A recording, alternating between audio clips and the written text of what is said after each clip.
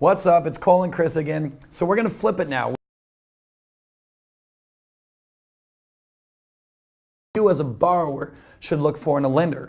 Now we've got a lender here. We're going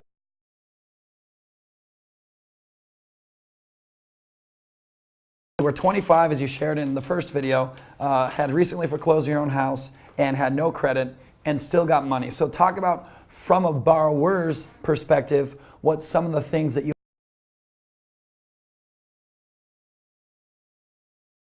out millions and millions of dollars to countless borrowers in the states that you're licensed to be loaning.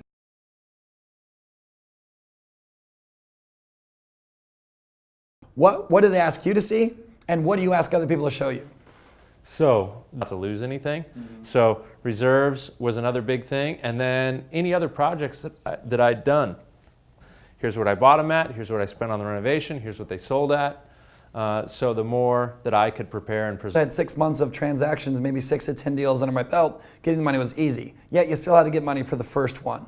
So I don't want anyone watching this right now to say, well, lucky for you, Chris, you've done deals now and people give you money. I've never done one. For sure. Yet we all have to raise that very first dollar. So here's what I'm going to say. We've already known the vernaculars like ARV is after repair value and LTV is loan to value, and you can articulate and have a conversation.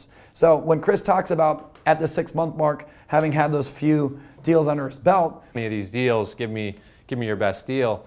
The terminology and how you approach a new lender can really make a big difference. Reserve, and it is what it is. Then depending on the deal and your credit score, that lender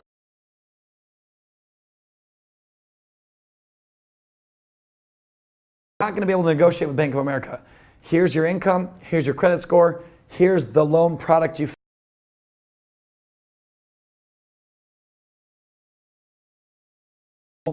he's got a Lamborghini to pay for and his own plane and everything else. He wants to be profitable, but at the same saying, I just hung up with homeboy who's going to give me 8 and 2. Now Chris says, all right, I got someone who knows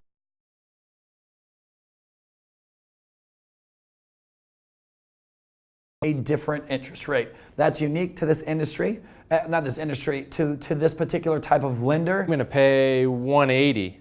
Well, that's pretty close to the top. Do you need my money to get you across in lending? Not even for the Flamingos? Depends. Yeah, okay. As far as any last... And that's November 15th. I want to see your contract says November 15th. So anywhere that there's inconsistency... without getting too romantic about it, when you're dating somebody as a lender, is don't lie to them, don't exaggerate things, because you want this to be a long-term going on, or zoning laws or whatever. So I think that's really important to not try to true. And in this particular arena, they examine the deal more than you. Like he said, you don't need to show them your credit necessarily. One last point on that. If you really want to impress the lender, undersell your deal.